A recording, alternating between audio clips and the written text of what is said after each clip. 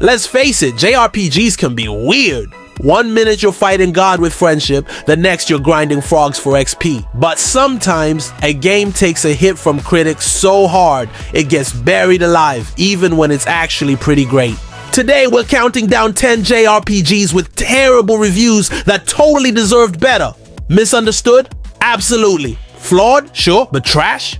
Not even close. Before we dig up these overlooked gems, hit that like button like it owes you, Gil, and subscribe so the algorithm doesn't send my videos into the shadow realm. Let's kick it off. At number 10, Card-En-Ciel. Deck building and JRPGs. Sounds cursed on paper, but Card-En-Ciel pulls it off. It's got a sharp anime look, a sword art online energy, and a combat system that actually makes you think. Critics whined about the short campaign, but that's missing the point. It's all about building new decks, perfecting your combos, and wrecking bosses in style. This one's a just one more run kind of addiction. Underrated? Absolutely. Snoozing on it. Don't! Next up, at number 9, Atelier Firis, The Alchemist and the Mysterious Journey. The Atelier series is usually chill, a lot of crafting, talking, and vibing, but Firis went rogue with open world exploration and a time limit that had critics foaming at the mouth. Was it clunky? A bit. But underneath the mess is a genuinely heartfelt story, tons of freedom, and one of the deepest alchemy systems in the series. Embrace the chaos, and this game becomes a cozy sandbox full of surprises. Firis didn't fail. You just played it wrong. Coming in at number 8, Lightning Returns Final, Fantasy 30. Oh boy, the third entry in a trilogy that no one asked for. But guess what? Lightning Returns kinda slaps. The combat is sleek, the clock-based world design is clever, and Lightning finally shows some personality. Yes, actual character development. It's weird, it's rushed, and it's got too many belts. But it also redeems the entire FF3 saga if you give it a chance. Critics didn't, but you totally should. Number 7, Pokémon Ranger. This one got dunked on for its gimmick, but let's be real, the circle drawing capture mechanic was low-key fun and stressful. Pokémon Ranger might have scratched up DS screens everywhere, but it also delivered a surprisingly solid story and fresh take on the Pokémon formula. It's weird, it's earnest, and it doesn't overstay its welcome. Revisit it and you'll realize it's way more than just a spin-off. At number 6, Rhapsody, a musical adventure. If Disney made JRPGs, this would be the result. Rhapsody is pure fluff. Musical numbers, puppet love stories, and a battle system so easy it practically plays itself. Critics weren't kind, but not every game needs to be a grind fest. Sometimes you just want to laugh, sing, and let your brain relax. This game knew what it was and leaned into it hard. Campy, absolutely, but also charming as hell.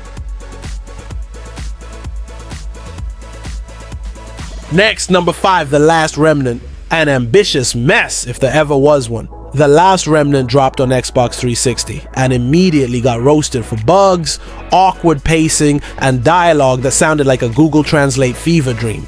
But buried under all that, a deeply strategic combat system, awesome boss fights, and cool squad mechanics that still feel fresh.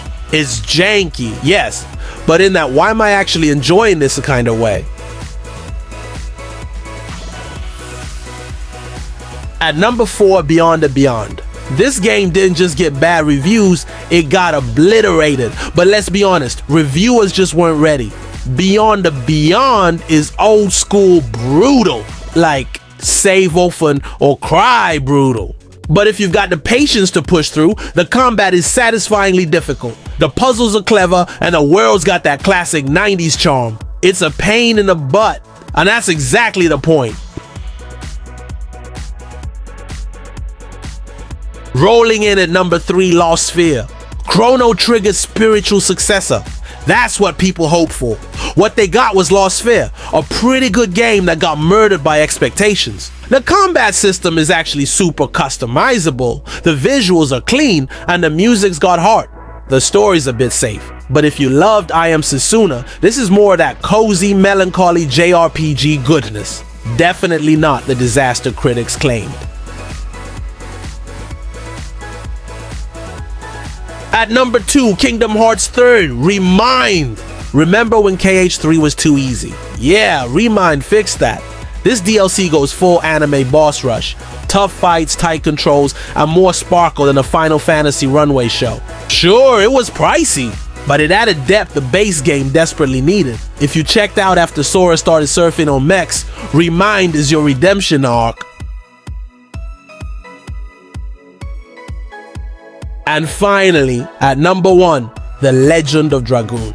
The PS1 cult classic that critics never got. The Legend of Dragoon had everything: timing-based combat, flashy transformations, and some of the most beautiful pre-rendered backgrounds of its time. Yeah, the writing's clunky and the pace drags in places, but it's still one of the boldest JRPGs from the era. Fans have been begging for a remake for years, and they're absolutely right to. And there you go, 10 JRPGs the critics dunked on, but you shouldn't. Flawed for sure, forgotten, sadly, but unworthy, not even close. So what's going on in your backlog? Did I miss a misunderstood banger? Let me know in the comments and smash that like button like it's a turn-based boss fight. And hey, if you want more deep cuts and second chance picks, hit that subscribe button before the algorithm banishes me to the abyss. I'll see you in the next one.